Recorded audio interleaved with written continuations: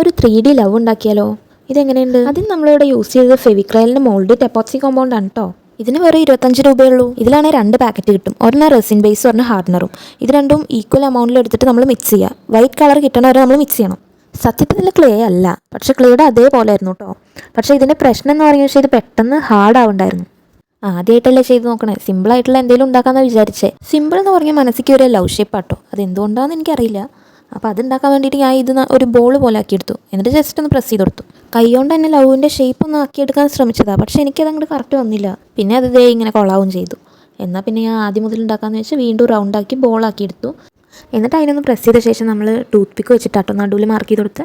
എന്നിട്ട് ലവിൻ്റെ 2 ഷേപ്പും കൈകൊണ്ട് തന്നെ ഒന്ന് വിടർത്തി കൊടുത്തു. ഈ ലവ് എനിക്ക് ഇഷ്ടമായി കേട്ടോ. ഒന്നാമത്തെ കാര്യം എന്താണെന്ന് വെച്ചാൽ ഞാൻ വിചാരിച്ചൊരു സൈസിലേക്ക് അത് വന്നിട്ടുണ്ടായിരുന്നു. പിന്നീട് നമ്മൾ ടൂത്ത് പിക്ക് വെച്ചിട്ട് ലെവലാക്കി കൊടുത്തിട്ടുണ്ട് എല്ലാ സൈഡും. ഇങ്ങനെ ആയിരുന്നു കേട്ടോ അതിൻ്റെ ഫൈനൽ ലുക്ക്. ഫൈനലല്ല, ഇനി പെയിൻറ് അടിക്കണം. പെയിൻറ് ഞാൻ സാധാരണത്തെ പോലെ തന്നെ ലൈറ്റ് പിങ്ക് അടിച്ചെടുത്തിട്ടുണ്ട്. പെട്ടെന്ന് ഹാർഡായതുകൊണ്ട് പെയിൻറ് അടിക്കലൊക്കെ അപ്പം തന്നെ കഴിഞ്ഞു കേട്ടോ. പിറ്റേ ദിവസം ഇതിങ്ങനെ ഉണ്ടായിരുന്നു കാണാൻ. എങ്ങനെയുണ്ട് ഗൈസ്? ഇഷ്ടപ്പെട്ടോ? ഇഷ്ടപ്പെട്ടെങ്കിൽ ലൈക്ക് ചെയ്യാനും ഷെയർ ചെയ്യാനും സബ്സ്ക്രൈബ് ചെയ്യാനും മറക്കല്ലേ. അത്രേ ഉള്ളൂ. Thank you for watching.